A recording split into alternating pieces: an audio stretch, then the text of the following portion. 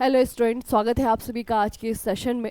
आज का सेशन आपके आने वाले रेलवे के एग्ज़ाम्स के लिए और आने वाले एसएससी के एग्ज़ाम के लिए बहुत इंपॉर्टेंट रहने वाला है, क्योंकि बच्चे आपको पता है कि साल में एक बार ही बजट रिलीज़ होता है और वही बजट जो है 2025-26 के वित्तीय वर्ष के लिए रिलीज़ हो गया है।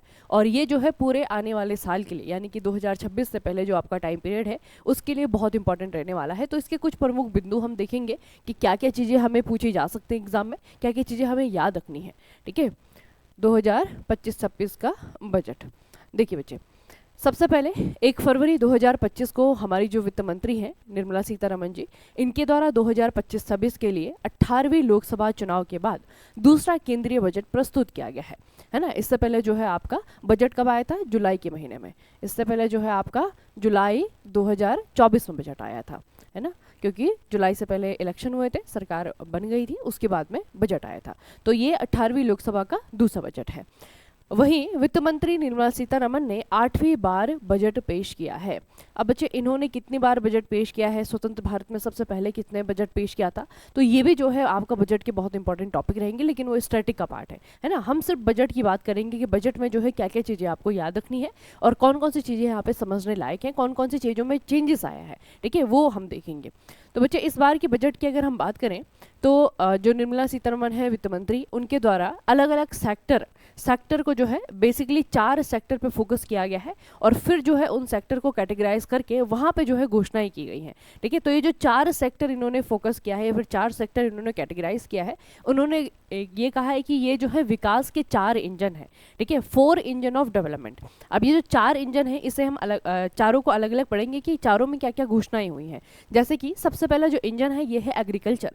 ठीक है, विकास का जो पहला इंजन है वो एग्रीकल्चर है, कृषि है।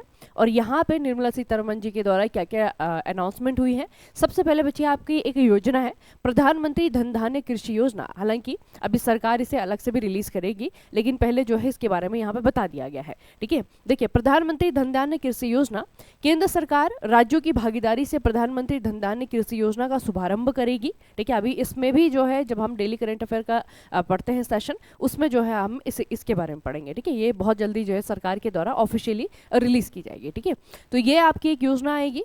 इस कार्यक्रम में कम उत्पादकता, कम फसलों की बुआई, औसत से कम ऋण, 100 मापदंडों वाले 100 मापदंडों वाली जो है आपका 100 डिस्ट्रिक्ट को शामिल किया जाएगा और पूरे देश भर से 100 जिलों में इस योजना को इम्प्लीमेंट किया जाएगा। ठीक है, और इसमें आपका सरकारों की दोनों ही सरकार, केंद्र सरकार भी और राज्य की सरकार दोनों की ही भागीदारी होगी। तो सबसे पहले है आपका प्रधानमंत्री धन धान्य कृषि योजना, इसे 100 जिलों में लागू किया जाएगा।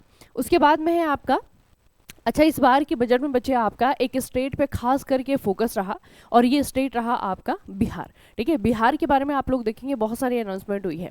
उसी में से एक अनाउंसमेंट आपकी ये है कि बिहार में मखाना बोर्ड बनाया जाएगा। आपको पता होना चाहिए बच्चे कि भारत में मखाने का सबसे ज़्यादा प्रोडक्शन जो है बिहार के द्वारा किया जाता है। ठीक है, तो इसी को देखते हुए बिहार में मखाना बोर्ड बनाया जाएगा, जो कि मखानों के उत्पादन, प्रसंस्करण, मूल्य संवर्धन, विपणन और सुधार लाने के लिए बिहार में मखाना बोर्ड स्थापित किया जाएगा ना। ये सारे के सारे काम जो है आपका मखाना बोर्ड के होंगे, तो ये बनेगा आपका बिहार में। उसके बाद जो दलहन है, दलहन यानी कि जो दालें हैं, पल्सेस है, उसमें बच्चे आपका केंद्र सरकार क्या करने वाली है? तो केंद्र सरकार के द्वारा तूर, उड़द और मसूर, इन तीनों दालों पर विशेष ध्यान के साथ साथ 6 वर्षीय दलहनों में आत्मनिर्भरता मिशन प्रारंभ करने जा रही है। ठीक है, ये याद रखिएगा, आगे आने वाले 6 साल के लिए। ठीक है, आगे आने वाले 6 साल के लिए दलहनों में आत्मनिर्भरता मिशन भी लॉन्च करने वाली है सरकार। उसके बाद है केंद्रीय एजेंसियां जैसे कि नेफेड है, NCCF है, इसमें रजिस्ट्रेशन यानी कि पंजीकरण और इनसे करार करने वाले किसानों के, यानी कि वो किसान जो कि नेफेड में या फिर NCCF में रजिस्टर्ड है, रजिस्टर्ड फार्मर है, रजिस्टर्ड किसान है, उनके लिए क्या बेनिफिट है?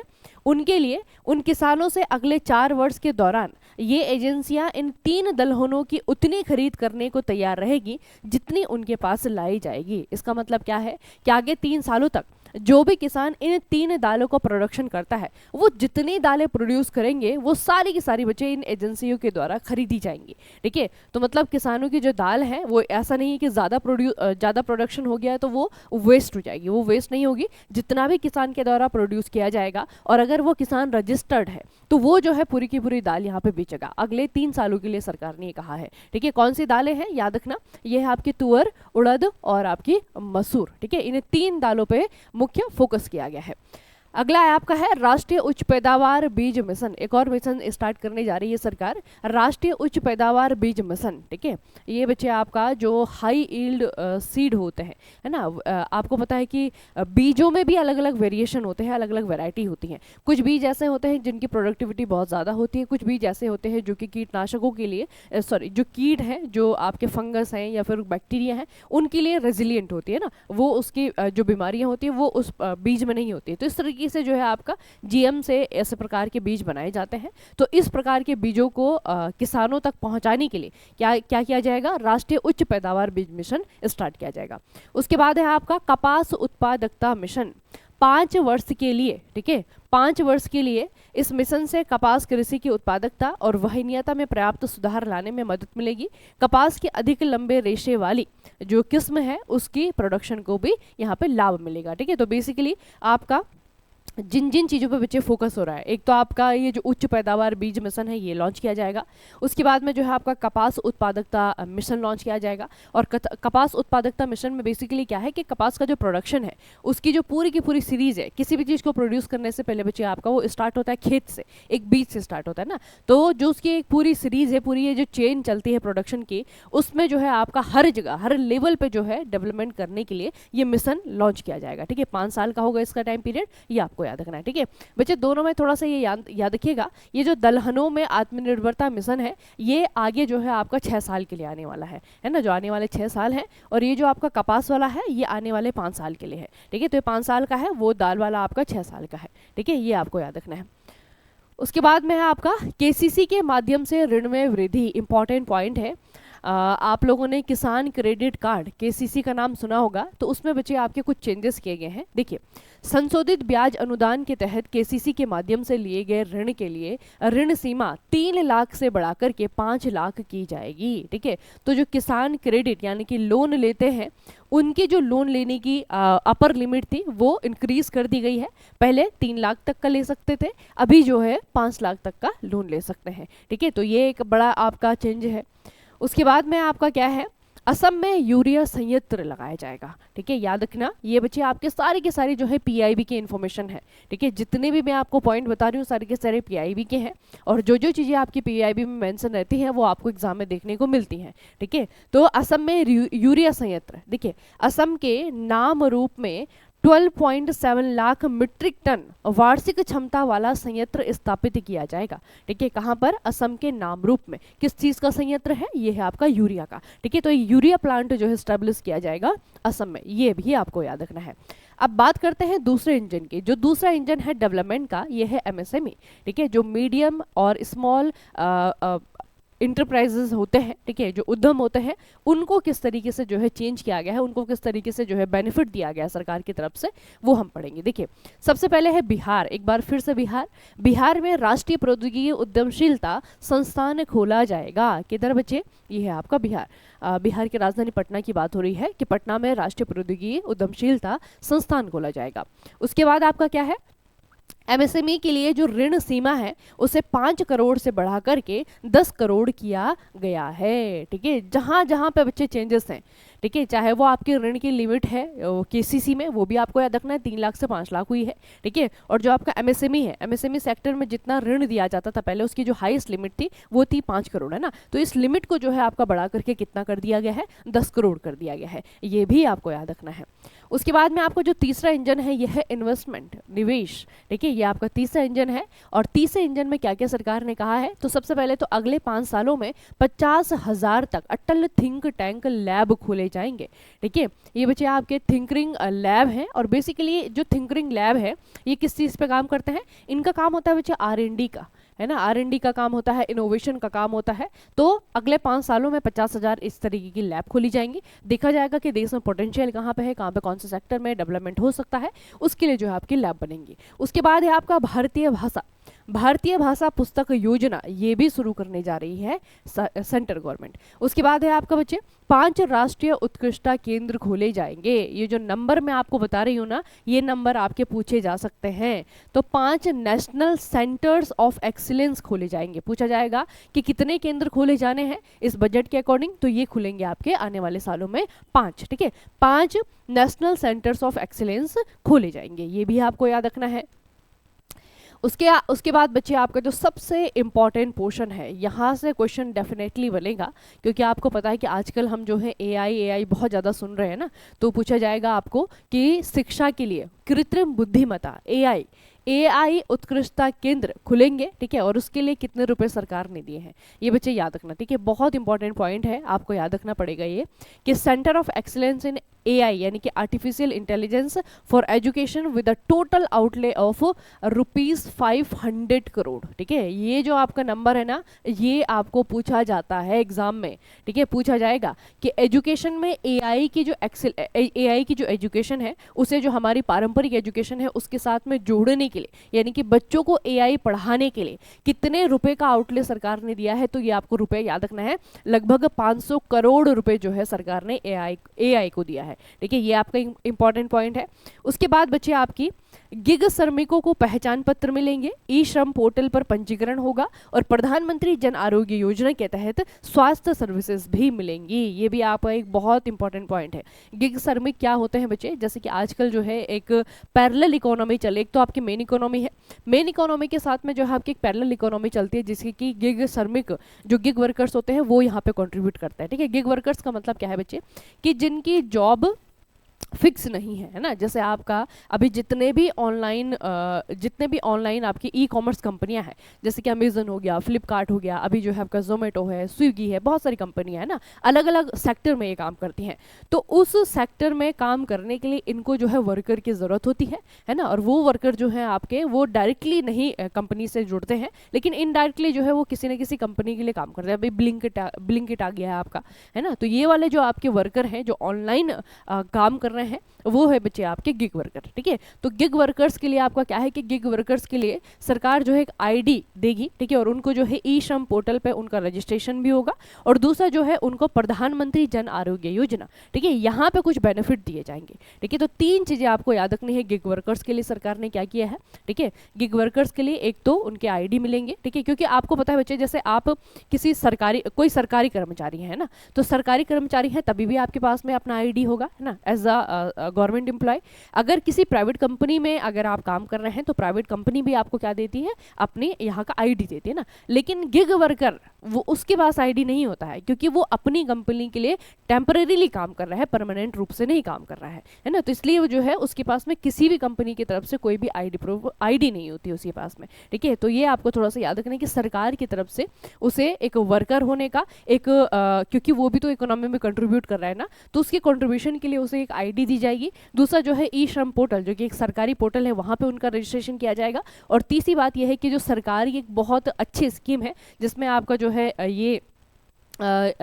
जिसमें आपका आयुष्मान कार्ड आता है। ठीक है, तो वो हो गया आपका प्रधानमंत्री जन आरोग्य योजना, इसके भी लाभ जो है गिग वर्कर्स को दिए जाएंगे। तो ये भी चीजें आपको याद रखनी है कि ये जो है गिग वर्कर्स के लिए किया गया है। एक तो बच्चे एआई में आउटले याद रखना है कितने रुपए दिया है। ठीक है, और दूसरा जो है आपको ये याद रखना है कि गिग वर्कर्स के लिए क्या क्या किया है।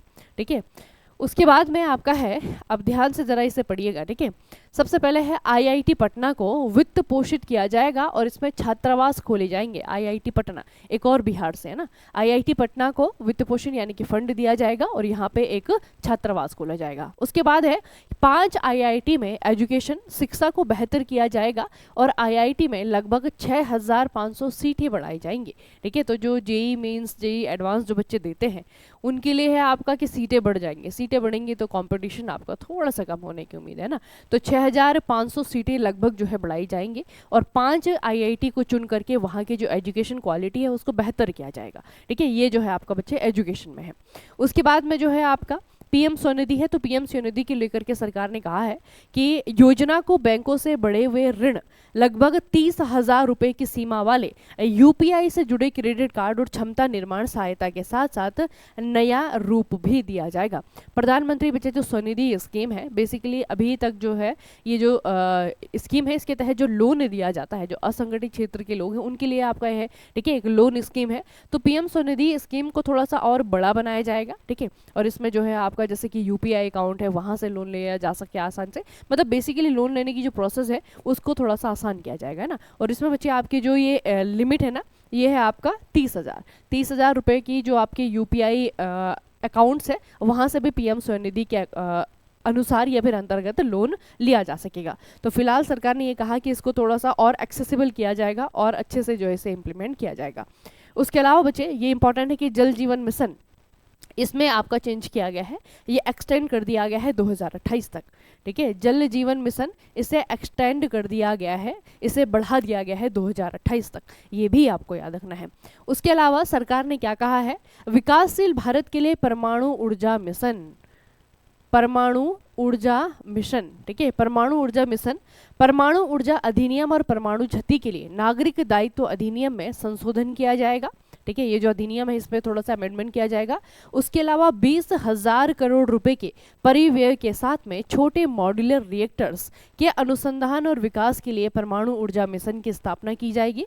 2033 तक 5 स्वदेशी रूप से विकसित ASMR चालू किए जाएंगे, ठीक है। अब यहाँ पे देखिए बच्चे, यहाँ पे फिर से वही वाला एक क्वेश्चन बनेगा, आपको पूछा जाएगा कि जो परमाणु ऊर्जा है, परमाणु ऊर्जा मिशन के लिए सरकार ने कितने पैसे दिए हैं। तो परमाणु ऊर्जा मिशन के लिए सरकार ने दिए हैं 20,000 करोड़ रुपए, ठीक है, 20,000 करोड़ रुपए जो है दिए हैं। उसके बाद आपको पूछा जाएगा कि 2033 तक कितने SMR चालू किए जाएंगे, इनको एस्टेब्लिश किया जाएगा, तो आपको याद रखना है कि 5, ठीक है, 2033 तक, ठीक है। उसके अलावा जो परमाणु ऊर्जा अधिनियम है इसको थोड़ा सा और लचीला बनाया जाएगा, इसमें संशोधन भी किए जाएंगे, ठीक है। तो नाभिकीय ऊर्जा पे या फिर जो आपकी परमाणु ऊर्जा है इस पे भी सरकार का क्या है, एक फोकस है, ठीक है। तो दो चीजों को हमने देखा इन्वेस्टमेंट में कि सरकार एक तो बच्चे आपका परमाणु ऊर्जा में, ठीक है, इंटरेस्ट दिखा रही है, और दूसरा जो है आपका AI है ना, AI में। बाकी एजुकेशन तो जो हायर एजुकेशन है IIT वगैरह, यहाँ पे भी जो है आपका निवेश करने की सोच रही है ना। तो ये जो है आपको चीज़ें याद रखनी है कि IIT में क्या क्या चेंजेस होने हैं, ठीक है। उसके अलावा जो है आपका परमाणु ऊर्जा में क्या क्या चेंजेस होने हैं, AI को किस तरीके से जो है एक कह सकते हैं कि प्रायोरिटी बेसिस पे जो है AI को लिया गया है गवर्नमेंट ऑफ इंडिया की तरफ से, है ना, वो भी आपको याद रखना है। तो बच्चे ये जो आपके मेन पॉइंट है, क्योंकि बजट अगर आप लोग देखेंगे आपको पता है कि बहुत बड़ा बजट होता है ना, कुछ कुछ मेन चीज़ें मैं आपको बता रही हूँ जो आपको याद रखना है। उसके बाद है आपका बिहार, फिर से बिहार है। बिहार में ग्रीनफील्ड एयरपोर्ट, देखिए बच्चे, पटना एयरपोर्ट की क्षमता के विस्तार और बिहटा में ब्राउनफील्ड एयरपोर्ट के अलावा बिहार में ग्रीनफील्ड एयरपोर्ट की घोषणा की गई है। ग्रीनफील्ड का मतलब है कि नए सिरे से किसी खाली जगह में जो है आपका एक एयरपोर्ट बनाया जाएगा, ठीक है। तो बिहार में भी ग्रीनफील्ड एयरपोर्ट बनाए जाने की घोषणा की गई है। उसके अलावा मिथिलांचल में पश्चिमी कोसी नहर परियोजना, देखिए बच्चे, बिहार में पश्चिमी कोसी नहर जो परियोजना है इसके लिए वित्तीय सहायता भी दी गई है, ठीक है। तो बिहार में काफ़ी इन्वेस्टमेंट हुआ है, आपको पता है ना, बिहार के इलेक्शन होने वाले हैं विधानसभा के, ना, तो उसके लिए जो है आपका बिहार में खूब सारी इन्वेस्टमेंट जो है की गई है। खैर ज़रूरी भी है क्योंकि एक ऐसा स्टेट है जो बहुत इंपॉर्टेंस है हमारी पॉलिटिक्स के लिए, लेकिन इकोनॉमी में आप लोग देखेंगे तो बिल्कुल उल्टा है ना। इकोनॉमिक्स में जो है आपका कॉन्ट्रीब्यूशन कम है, डेवलपमेंट कम है, तो इस स्टेट को एक तो तवज्जो देना ज़रूरी भी है, लेकिन रीज़न अच्छा होना चाहिए था, जो कि नहीं है ना। तो ये थोड़ा सा आपको याद रखना है कि बिहार में जो जो चीज़ें हुई हैं बच्चे, बिहार में जो है आपका ग्रीनफील्ड एयरपोर्ट बनाए जाने के लिए घोषणा हुई है। बिहार का जो पटना एयरपोर्ट है उसकी जो क्षमता है, कैपेसिटी है, उसको एक्सटेंड किया जाएगा, उसको थोड़ा सा और बड़ा बनाया जाएगा। दूसरा जो है आपका मिथिलांचल में, बिहार में ही आपका यहाँ पे कोसी नहर परियोजना जो है, पश्चिमी कोसी नहर परियोजना, इसको भी जो है फंड दिया गया है, ठीक है। तो ये हो गई आपकी बिहार की बात। उसके बाद बच्चे आपकी जीन की बात करते हैं। देखिए, भविष्य में खाद्य और पोषण सुरक्षा के लिए 10 लाख जर्म प्लाज्म लाइनों के साथ में दूसरा जीन बैंक भी स्थापित किया जाएगा। 10 लाख जर्मो प्लाज्म लाइन्स के साथ में दूसरा जीन बैंक, ये बच्चे याद रखना कि भारत में दूसरा जीन बैंक भी इस्टेब्लिश किया जाएगा, ये हमारे बजट में कहा गया है। ठीक है, तो बहुत जल्दी आप लोग देखेंगे दूसरा जीन बैंक कहाँ पे बनेगा। अगला है आपका, निजी क्षेत्र के द्वारा संचालित अनुसंधान विकास और नवाचार पहलों के लिए लगभग 20,000 करोड़ रुपए दिए गए हैं। ये हो गया बच्चा निजी क्षेत्र। अब सरकार जो R&D करती है, सरकार का मतलब जैसे PhD होल्डर हैं वो सरकार के लिए ही R&D करते हैं ना, रिसर्च एंड डेवलपमेंट का काम करते हैं, लेकिन बहुत सारी ऐसी निजी प्राइवेट संस्थाएं भी हैं, इंस्टीट्यूट भी हैं जो कि करते हैं, खुद ही से करते हैं, गवर्नमेंट ऑफ इंडिया के लिए नहीं, खुद के कामों के लिए वो इनोवेशन करते हैं, रिसर्च एंड डेवलपमेंट करते हैं। तो सरकार ने सिर्फ अपने कामों के लिए नहीं, जो आपकी निजी कंपनियां हैं या फिर निजी इंस्टीट्यूट हैं, उनको भी अगर वो अनुसंधान का काम करते हैं तो उनको भी जो है आपका एक तरीके से फंड देने की घोषणा की है। और कितना रुपए की घोषणा की है बच्चे, लगभग ऐसी परियोजनाओं को, ऐसी योजनाओं को जो है आपका 20,000 करोड़ रुपए देने के लिए घोषणा की है। ठीक है, उसके बाद है हमारी पांडुलिपि विरासत के सर्वेक्षण, दस्तावेजीकरण और संरक्षण के लिए ज्ञान भारत मिशन चलाया जाएगा। ठीक है, ये है बच्चे आपका ज्ञान भारतम मिशन। आपको पूछा जाएगा कि 2025 का जो बजट है इसमें ज्ञान भारतम मिशन का उद्देश्य क्या है।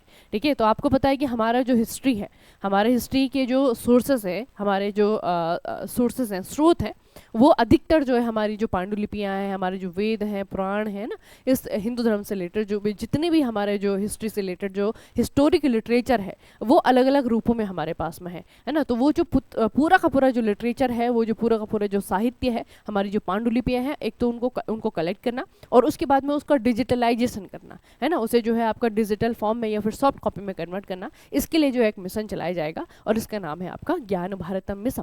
ठीक है, ज्ञान भारतम मिशन। ठीक है, तो बच्चे बिहार का जहाँ जहाँ पे नाम आ रहा है, अलग अलग इंजन में नाम आ रहा है ना, तो जहाँ जहाँ जो जो चीज़ें यहाँ पे की जा रही हैं आपको याद रखना है। अगला है आपका चौथा इंजन, ये है एक्सपोर्ट। ठीक है, एक्सपोर्ट होगा तो एक्सपोर्ट होने से क्या होगा, विदेशी पैसा भारत में आएगा, है ना। तो विदेशी पैसा भारत में लाने के लिए सरकार ने क्या क्या घोषणाएं की हैं, देखिए बच्चे, सबसे पहले है आपका बीमा क्षेत्र में FDI, बीमा क्षेत्र में FDI सीमा पहले 74% थी, 74% से बढ़ा करके इसे 100% कर दिया गया है। ठीक है, 74% से बढ़ा करके इसे 100% कर दिया गया है उन कंपनियों के लिए जो कि भारत में संपूर्ण प्रीमियम का निवेश करती हैं। ठीक है, तो ये जो बच्चे थोड़ा सा याद रखना, बस इतना आपको याद रखना है कि बीमा सेक्टर जो है, इंश्योरेंस सेक्टर जो है, पहले यहाँ पे FDI कितनी थी, 74% थी, और इसे जो है आपका FDI यहाँ पे बढ़ा दिया गया है ताकि यहाँ पे जो है आपका जो निर्यात है वो भी बढ़े, है ना, तो उसके लिए जो है आपका 100% कर दिया गया है, ये आपको याद रखना है। उसके अलावा जो है राज्यों का निवेश मित्रता सूचकांक, ये बच्चे याद रखना कि अभी सरकार के द्वारा एक नया इंडेक्स रिलीज किया जाएगा। इसमें क्या बताया जाएगा, प्रतिस्पर्धी सहकारी संघवाद की भावना को आगे बढ़ाने के लिए 2025 में राज्यों का निवेश मित्रता सूचकांक शुरू करने की घोषणा की गई है। निवेश मित्रता सूचकांक 2025 में ये केंद्र सरकार के द्वारा रिलीज किया जाएगा, है ना। राज्यों के बीच में बचे आपका, अब आप लोग किसी भी प्रकार के इंडेक्स को जब हम पढ़ते हैं, चाहे वो इंटरनेशनल लेवल का है या फिर वो आपका स्टेट लेवल का है, नेशनल लेवल का है ना, तो हम क्या देखते हैं कि अलग अलग राज्यों को उनके परफॉर्मेंस के बेसिस पे मार्क्स दिए गए हैं और मार्क्स देने के बाद में फिर उनको रैंक दी जाती है। इस स्टेट का पहले रैंक है, इस स्टेट का दूसरा रैंक, इस तरीके से। उसमें क्या होता है कि सब स्टेट के बीच में थोड़ा सा कॉम्पिटिशन वाली भावना आती है ना। ये मापा जा सकता है कि कौन सा स्टेट कौन सा सेक्टर में बेहतर काम कर रहा है। ठीक है, तो उसी को देखते हुए जो है आपका प्रतिस्पर्धा को बढ़ाने के लिए, एक हेल्दी प्रतिस्पर्धा को बढ़ाने के लिए जो है आपका राज्यों में निवेश मित्रता सूचकांक जो है ये घोषणा की जाएगी। मतलब इसमें ये होगा कि जो स्टेट गवर्नमेंट है वो अपने स्तर पर कितना निवेश कर रही है, कितना जो है उनके द्वारा इन्वेस्ट किया जा रहा है। ठीक है, तो उसके लिए जो है आपका एक इंडेक्स जारी किया जाएगा 2025 में। उसके बाद में जन विश्वास विधेयक 2.0 विभिन्न कानूनों में 100 से ज्यादा अधिक प्रावधानों को अपराध मुक्त करेगा। ये भी याद रखना चाहिए। जन विश्वास विधेयक में जो है आपका जो कानून है, जो लॉज हैं, और लॉज में जो आपके अपराध दिए गए हैं छोटी छोटी चीज़ों के लिए, अधिकतर जो है आपके टैक्स रिलेटेड जो आपकी चीज़ें हैं उनको जो है अपराध के श्रेणी में लाया जाता है ना, तो उसको जो है अपराध मुक्त किया जाएगा, ये जो है गवर्नमेंट ऑफ इंडिया ने कहा है। ठीक है, तो ये हो गए आपके निर्यात। चौथा इंजन हो गया आपका एक्सपोर्ट। अब देखते हैं कि हमारे जो टैक्स सिस्टम है, अब टैक्स सिस्टम बच्चे आपके इनडायरेक्ट टैक्सेस भी होते हैं, डायरेक्ट टैक्सेस भी होते हैं। तो सबसे पहले जो है आपका डायरेक्ट टैक्स आता है ना, जो आपका इनकम टैक्स होता है। इनकम टैक्स में क्या बदलाव आए हैं, तो इनकम टैक्स में जो है बच्चे आपका बदलाव अगर आप लोग देखेंगे, ये आपका पुराना स्लैब है, ये आपका नया स्लैब है, ठीक है।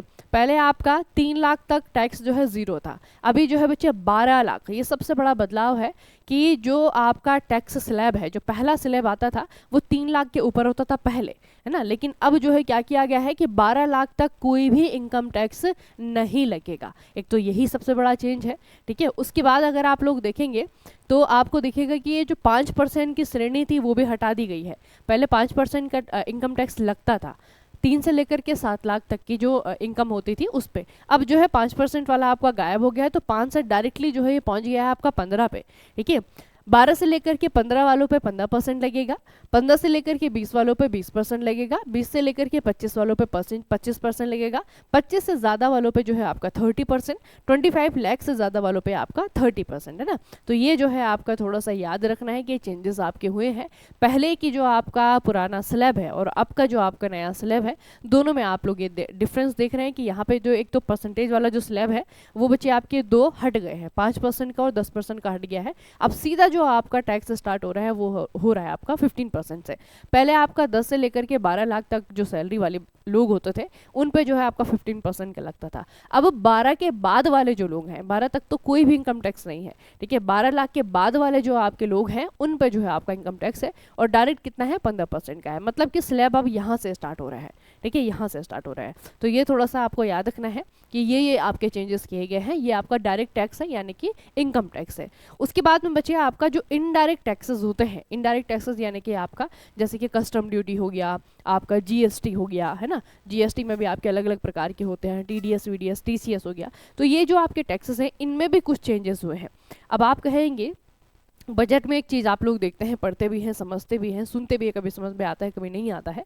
आप लोगों ने देखा होगा जैसे ही आपका बजट रिलीज़ होता है तो टीवी जो चैनल होते हैं, न्यूज़ चैनल होते हैं, वहाँ पे ये चीज़ें बताई जाती है कि ये चीज़ सस्ती हो गई, ये चीज़ महंगी हो गई, है ना। तो सस्ता और महंगा कैसे जो है बजट से रिलेट करता है, वो बच्चे ऐसे रिलेट करता है जैसे कि अभी ये तो चलो सैलरी की बात हो गई, जो सैलरी पे टैक्स लगता है ना। और बाकी जो आप हम इनडायरेक्ट टैक्सेस देते हैं वो सैलरी पे नहीं देते हैं, वो हम किस पे देते हैं, वो देते हैं सामान पे। जो भी सामान, जो भी वस्तुएं हम लोग खरीदते हैं, हम जब कोई वस्तु खरीद रहे हैं तो उसमें हम जीएसटी पे कर रहे हैं, है ना। अब सोचिए कि सरकार ने अगर जीएसटी कम कर दी, इसका मतलब क्या है कि वस्तु हमारे लिए थोड़ी सी सस्ती हो जाएगी, है ना। तो जो इनडायरेक्ट टैक्सेस हैं उस पे अगर कोई चेंजेस होता है, कहीं पे परसेंटेज, कहीं पे जो टैक्स परसेंट है वो अगर कम किया जाता है, इसका मतलब है कि वो सामान हमारे लिए सस्ता हो गया है।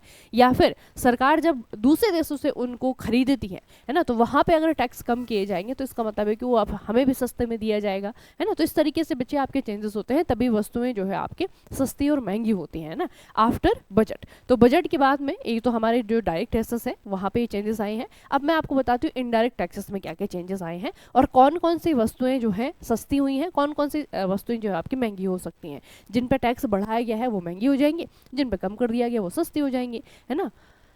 देखिए बच्चे, उससे पहले थोड़ा सा मैं आपको कुछ टर्म बता दूं, जो अभी आगे आने वाले जो आपका स्लाइड है वहाँ पे आपको ये टर्म बार बार देखने को मिलेंगे, तब आपको समझ में नहीं आएगा, है ना। पहले इनको थोड़ा समझ लेते हैं।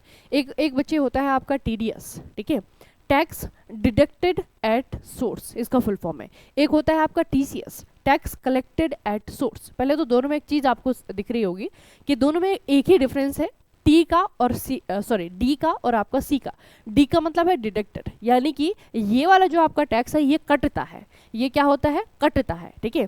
फिर ये जो है आपका कलेक्टेड, ये वाला जो टैक्स है ये कलेक्ट किया जाता है, ये होता है आपका संग्रहित। जो कंपनीज होती है ना, बड़ी बड़ी जो कंपनियां होती है, कॉमर्शियल कंपनीज होती हैं, उनके द्वारा जो है आपका ये अमाउंट जो है एक्यूमुलेट किया जाता है। एक्यूमुलेट का मतलब है कि ये उनके द्वारा जो है आपका जमा किया जाता है, जो टीसीएस होता है। और जो टीडीएस होता है, टीडीएस तो जो है कटता है हमारी सैलरी से, ठीक है, हमारी जो हम बिल पे करते हैं वहाँ से जो है आपका टीडीएस कटता है, ठीक है। तो ये जो टीसीएस है इसका जो नेचर है बच्चे, ये एक प्रकार की इनकम है, और जो आपका टीडीएस है ये इनकम नहीं है, ये तो एक्सपेंस है, ये तो खर्चा है, ठीक है। तो दोनों जो है अभी आपको आगे जब मैं आपको बताऊंगी टीडीएस कहाँ पे कम हुआ है, कहाँ पे टीसीएस कम हुआ है ना, तो तब आपको थोड़ा समझ में आना चाहिए कि दोनों में आपको क्या डिफरेंस है और दोनों का मतलब क्या होता है। तो पहले तो दोनों का फुल फॉर्म याद रखिएगा। एक टैक्स डिडक्टेड एट सोर्स है और एक आपका टैक्स कलेक्टेड एट सोर्स है, ठीक है, दोनों में आपका ये डिफरेंस है। दूसरा बच्चे आपका जो आएगा, अगर हम कस्टम ड्यूटी की बात करते हैं भारत में, ठीक है, अलग अलग लेवल पे लगता है, अलग अलग जगह पे लगता है, तो अलग अलग प्रकार की कस्टम ड्यूटी है। अगर आप लोग देखें जिनको आप लोग जानते हैं, सबसे पहले आपका होता है BCD, ये बहुत ज़्यादा भी इस्तेमाल होगा BCD, तो बेसिक कस्टम ड्यूटी, BCD का मतलब होता है आपका बेसिक कस्टम ड्यूटी, ठीक है। उसके बाद में जो है आप लोगों ने सुना होगा IGST, integrated goods and service tax, ये आप लोगों ने सुना होगा, GST का तीसरा प्रकार है ये, है ना। GST जो है तीन प्रकार से वसूला जाता है ना, स्टेट वसूलती तो SGST कहते हैं, सेंटर वसूलती तो CGST कहते हैं, दोनों के द्वारा कंबाइनली अगर दोनों मिलकर के वसूलते तो उसे जो है IGST कहा जाता है ना। तो ये भी आपका क्या है, एक प्रकार का कस्टम ड्यूटी है। उसके अलावा जो है बहुत सारी और भी आपके कस्टम ड्यूटी है, लेकिन फिलहाल इस वाले बजट में जो है हमें NCS देखने को TCS देखने को मिलेगा, TDS देखने को मिलेगा और अपना जो है BCD देखने को मिलेगा, ठीक है। अब आपको थोड़ा सा क्लियर समझ में आ जाएगा कि सरकार ने कहाँ कहाँ पे क्या क्या चेंजेस किए हैं, ठीक है। देखिए सबसे पहले जो है आपका टैक्स में यह है अद्यतन आयकर रिटर्न की समय सीमा 2 वर्ष से बढ़ाकर के 4 वर्ष कर दी गई है। Updated income tax return time increased from 2 to 4 year. पहले तो ये आपको याद रखना है, पहले कितने साल की थी, 2 साल की, अब से इंक्रीज करके क्या कर दिया है, 4 साल का कर दिया, ठीक है। जो इनकम टैक्स रिटर्न भरा जाता है ना, ठीक है, वो जो है आपका समय सीमा उसकी बढ़ा दी है। उसके बाद दूसरा क्या है, TCS भुगतान में देरी को अपराध की श्रेणी से बाहर कर दिया गया है, ठीक है। पहले क्या होता था कि अगर TCS किसी को देना है, ठीक है, और उसने अगर गिवन टाइम में नहीं दिया तो वो जो है क्राइम कर रहा है। अब ऐसा नहीं होगा, ठीक है, अगर नहीं दिया, थोड़ा सा लेट भी हो गई तो उस पर जो है आपका एक तो पेनल्टी नहीं, दूसरा जो है वो कोई क्राइम नहीं कर रहा है, तो इसको अपराध की श्रेणी से बाहर कर दिया गया है, ठीक है, TCS पेमेंट को। अगला है आपका किराए पर TDS 2.4 लाख से बढ़ाकर के 6 लाख कर दिया गया है, TDS बढ़ा दिया गया है, ठीक है। ये किस पे है बच्चे, ये है आपका रेंट, ठीक है। जो भी आपके रेंटल चीज़ें हैं, जहाँ जहाँ पे जो है आपके रेंटल चीज़ों का इस्तेमाल हो रहा है, ये थोड़ी सी आपकी वो वाली बात है कि रेंट पे जो है आपका जो TDS है ये बढ़ा दिया गया है, ठीक है। पहले कितना था, पहले आपका 2.4 लाख था, अब ये बढ़ करके 6 लाख हो गया है। उसके बाद आपका क्या है, कैंसर, दुर्लभ और जीर्ण रोगों के उपचार के लिए 36 जीवन रक्षक दवाओं को औषधियों पर BCD से छूट दी गई है। BCD यानी कि बेसिक कस्टम ड्यूटी, ठीक है। तो इसका मतलब क्या है, जब बेसिक कस्टम ड्यूटी में छूट दी गई है, इसका मतलब क्या होगा कि दवाइयाँ अब सस्ती हो जाएंगी, ठीक है। तो कौन कौन से डिजीज है बच्चे, कुछ ऐसे डिजीज जो रेयर होती हैं, दुर्लभ होती हैं, ठीक है, उसमें आपका कैंसर भी आता है, तो कैंसर हो गया, रेयर डिजीजेज जो हो गई, उनसे रिलेटेड जो आपके 36 ड्रग्स हैं उनमें जो है BCD को छूट दी गई है, इसका मतलब ये सस्ती हो जाएंगी, ठीक है। अगला है आपका घरेलू विनिर्माण को बढ़ावा देने के लिए ओपन स्केल के भागों पर BCD से छूट दी गई है। घरेलू निर्माण यानी कि बच्चे जो यहाँ पे चीज़ें मैन्युफैक्चर होती हैं, ठीक है, भारत में जिन जिन चीज़ों का निर्माण किया जाता है, तो निर्माण के लिए जो भी सामग्री आवश्यक होती है, अगर वो बाहर से आ रही है तो उस पर कस्टम ड्यूटी नहीं लगाई जाएगी। तब क्या होगा कि मैन्युफैक्चरिंग यहाँ पर ज़्यादा से ज़्यादा बढ़ेगी, है ना, हमारे घर में, मतलब कि हमारे देश के अंदर ज़्यादा से ज़्यादा चीज़ें बनेंगी। उसके बाद है जहाज निर्माण के उपयोग, ठीक है, जहाज निर्माण के उपयोग किए जाने वाले कच्चे माल और घटकों यानी कि कंपोनेंट पर 10 वर्षों के लिए BCD से छूट दी गई है। ये भी आपको याद रखना है, ठीक है। जहाज निर्माण में जब जहाज बनता है तो वो बहुत सारी चीज़ों से मिलकर के बनाया जाता है, तो जो भी कंपोनेंट चाहिए होगी उसके लिए जो भी सामान का इस्तेमाल किया जाता है, अगर वो बाहर से आ रहा है तो उस पर BCD नहीं लगेगा, ठीक है। तो इसका मतलब क्या है कि फिर हमारे देश में बहुत सारे जहाज बनने लगेंगे, ठीक है। अगला है आपका BCD घटाई पर फ्रोजन फिश पेस्ट पर 30% से 5% और फिश हाइड्रोलाइजेट पर 15% से 5% कर दिया गया है, ठीक है। दोनों में ही आपकी कमी हुई है, फिश पेस्ट को जो है आपका कम कर दिया गया है, और जो फ्रोजन फिश हाइड्रोलाइजेट जो होता है उसमें भी आपका 15% से 5% कर दिया गया है। इसका मतलब क्या है, सी फूड सस्ता हो गया है ना, इसका मतलब यही तो है बच्चे, परसेंटेज जहाँ पर भी टैक्स का % कम हो गया, इसका मतलब है वस्तु आपकी सस्ती हो गई है, ठीक है। ठीक है। इसका थोड़ा सा एक एनालाइज करके जो है आपका ये है कि क्या चीज़ें महंगी हो गई, क्या चीज़ें सस्ती हो गई। कैंसर में 36 दवाएं सस्ती होंगी, मेडिकल उपकरण सस्ते हो जाएंगे। बीमा क्षेत्र में 100% एफडीआई को मंजूरी मिलेगी। इलेक्ट्रॉनिक उपकरण सस्ते हो जाएंगे, मोबाइल सस्ता, electronic car, LCD, LED TV, mobile battery सब सस्ते हो जाएंगे। लेदर के बने सामान सस्ते हो जाएंगे, जूते, पर्स, दवा, लेदर, जैकेट सारे सस्ते हो जाएंगे। ये अधिकतर वो चीज़ है जो बाहर से आ रहा है ना, जिसका हम बच्चे यहाँ इम्पोर्ट कर रहे हैं ना, तो जो बीसीडी इस पर कम कर दिया गया है तो वो यहाँ पे आकर के सस्ती में बेचे जाएंगे ना, तो ये चीज़ें थोड़ी सी आपकी कम सस्ती हो जाएंगी। उसके बाद में बजट में जो है आपकी, अगर आप नंबर्स देखेंगे बजट में काफ़ी कुछ बताया जाता है ना, कि हमने पिछली बार कितना हमारा घाटा रहा, इस बार कितना घाटा रहा। तो बच्चे इस बार की बजट की अगर हम बात करें तो निर्मला सीतारमण जी ने कहा है कि 2024-25 का जो संशोधित अनुमान है और राजकोषीय घाटे का, यही तो बताया जाता है फिस्कल डेफिसिट। बजट में पढ़ने के लिए सबसे इंपॉर्टेंट जो टर्म होता है वो होता है आपका राजकोषीय घाटा, सरकार को कितना नुकसान हुआ है ना। तो राजकोषीय घाटे की अगर हम बात करें 2024-25 में जो कि अनुमानित था, ये था आपका 4.8%। ठीक है, कितना था? 4.8%। और अब की बार यानी कि जो इस वाले बजट में सरकार ने अनुमान लगाया है, ठीक है, 2025-26 के लिए सरकार ने जो अनुमान लगाया है वो लगाया है आपका 4.4%। ठीक है, तो हमारे लिए बच्चे 4.4% चूंकि अनुमानित है, ये इतना ज़्यादा इंपॉर्टेंट नहीं है ना। हमारे लिए है 2024-25 का, जो अभी पिछला साल गया है, अभी तो खैर पूरी तरह से नहीं गया है, क्योंकि आपको पता है कि फाइनेंस ईयर जो है आपका ये अप्रैल में आपका खत्म होगा, है ना। तो 2024-25 में अभी तक का जो फाइनेंशियल ईयर गया है उसमें सरकार ने अंदाज़ा लगाया है कि जो हमारी जीडीपी है, जो ग्रॉस डोमेस्टिक प्रोडक्ट है, जीडीपी का जो हमारा घाटा है 2024-25 के लिए वो कितना है, वो है आपका 4.8%। तो ये जो है आपका ज़्यादा इंपॉर्टेंट है। और फ्यूचर में कितना रहने की उम्मीद है, फ्यूचर में जो है आपका 4.4% रहने का अनुमान लगाया है। ठीक है, ये बच्चे इस बार के बजट की जो है पूरा का पूरा एक आसान ब्लॉक चार्ट में जो है आपका इस तरीके से बताया गया है। ठीक है, तो ये जो आपको ब्लू वाला दिख रहा है 2023-24 का है, फिर आपका रेड वाला जो है आपका ये 24-25 का है। ठीक है, अभी जो है 2025-26 का ये जो है बजट एस्टिमेट है, मतलब इस बार का अनुमान है ना। तो हमारे लिए अनुमान चूंकि ज़्यादा ज़रूरी नहीं होता है, हमारे लिए इंपॉर्टेंट होता है कि पिछली बार कैसा परफॉर्म किया सरकार ने, और वो चीज़ें हमें कहाँ से पता लगती हैं, वो इकोनॉमिक सर्वे से पता लगती हैं। ठीक है, तो इकोनॉमिक सर्वे, हालांकि यहाँ पे भी आप लोग देखेंगे तो यहाँ पे बच्चे आपका रुपये में बताया हुआ है ना। तो इकोनॉमिक सर्वे भी आपका बहुत इंपॉर्टेंट एक डॉक्यूमेंट है जो हमें पढ़ना है। तो बजट के बाद में, हालांकि जब संसद में आपका पेश किया जाता है तो पहले आर्थिक सर्वेक्षण जो इकोनॉमिक सर्वे होता है वो आपका पेश किया जाता है ना, उसके बाद में जो आपका बजट निकाला जाता है। तो इकोनॉमिक सर्वे हमें ये बताता है कि सरकार की परफॉर्मेंस कैसी रही थी पिछले साल में। ठीक है, तो इस बार का जो इकोनॉमिक सर्वे है वो बजट के बाद में आपको बताऊंगी। पहले जो है इसे अच्छे से समझ लेना, अच्छे से जो है इसे क्लियर कर लेना दिमाग में, कहाँ कहाँ पे कौन कौन सा आउटले यानी कि सरकार ने कितना आवंटन किया है, कौन से सेक्टर में, ये प्रश्न पूछा जाता है तो आपको रुपए याद रखने पड़ेंगे। हालांकि इस बार ज़्यादा सेक्टर नहीं बताए हैं, है ना। जो आपका पीआईबी डॉक्यूमेंट है वहाँ पे बहुत ज़्यादा सेक्टर को नहीं बताया गया कि यहाँ पे इतने रुपए, यहाँ पे इतने रुपए दिया गया है, लेकिन आपको जितना यहाँ पे बताया, जैसे कि एआई सेक्टर में कितना दिया है, आपका परमाणु ऊर्जा के लिए कितना दिया है, वो चीज़ें बस आपको याद रखनी है। ठीक है, उसके अलावा इस बजट में कुछ, हर बजट में ये फालतू की चीज़ें होती हैं जिनका ज़्यादा कोई मतलब नहीं होता है ना, इसमें भी है। तो इसमें बच्चे आपका है विकसित भारत में शामिल 6 बिंदु।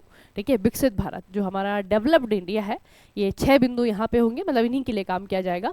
एक तो गरीबी से मुक्ति है, 100% अच्छे स्तर की स्कूली शिक्षा है।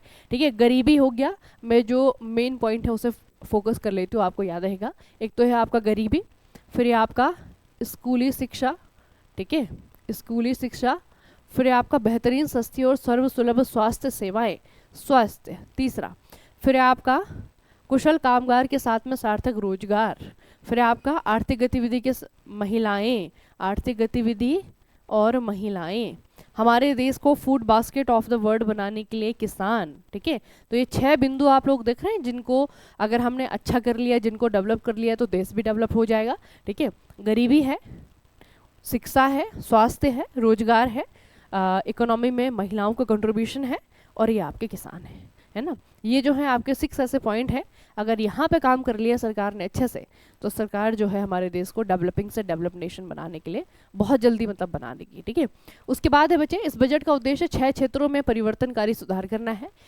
इनसे अगले 5 वर्ष की अवधि के दौरान हमारी विकास क्षमता और विश्व स्तर पर प्रतिस्पर्धा क्षमता बढ़ेगी। ठीक है, कराधान है, टैक्सेशन है, विद्युत क्षेत्र है, शहरी विकास है, खनन है, वित्त क्षेत्र है, और आपका विनियामक सुधार है ना। तो ये जितने भी अभी तक हमने पॉइंट पढ़े पढ़े हैं वहाँ से थोड़ा थोड़ा आपको अंदाजा हो गया होगा कि यहाँ पे सरकार ने जो है इन इन चीज़ों को प्रायोरिटी दी है।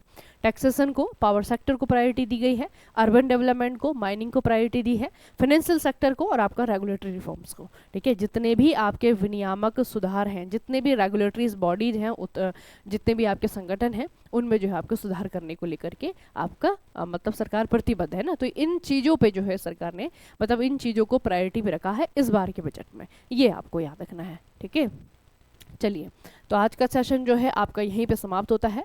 आप लोगों ने बजट 2025 के जो मुख्य बिंदु हैं आने वाले एग्जाम्स यानी कि आरआरबी जेईई और आपका एसएससी 2025, इसके लिए जो है मैंने आपको बता दिया है। पूरे साल भर के लिए बच्चे आपका ये बजट इंपॉर्टेंट रहेगा, लेकिन इसके साथ एक और डॉक्यूमेंट हमें पढ़ना होता है, वो है आपका इकोनॉमिक सर्वे, आर्थिक सर्वे। उसमें बहुत सारे जो है आपके डेटा रहेंगे याद करने के लिए। ठीक है, तो यहाँ पे तो जो चीज़ें आप लोगों को इस तरीके से थ्योरेटिकल देखने को मिल रही है, आपको बस याद करना है कहाँ पर सरकार ने कितना कितना पैसा दिया है। ठीक है, थोड़ा सा इकोनॉमिक सर्वे याद करने के लिए टफ रहता है। ठीक है, तो इसके बाद बच्चे आपका इकोनॉमिक सर्वे का एनालिसिस मैं आपको करवाऊंगी एग्जाम के लिए, और आपके जो टेक्निकल एग्जाम है वहाँ पे किस तरीके से पूछा जाता है, क्या क्या आपको पढ़ना है, वो चीज़ें मैं आपको बताऊंगी। ठीक है, उसके अलावा अगर अभी तक आप लोगों ने हमारा चैनल सब्सक्राइब नहीं किया है तो चैनल सब्सक्राइब कर लीजिए। ठीक है, और बच्चे हमारा मोबाइल एप्लीकेशन भी है मेक इट इजी मैकेनिकल, उसे भी आप लोग डाउनलोड कर लीजिए। ठीक है, चलिए फिर मिलते हैं दूसरे सेशन में, तब तक के लिए पढ़ते रहिए, बढ़ते रहिए, अपना खूब सारा ख्याल रखिएगा। आप सभी को बहुत बहुत धन्यवाद।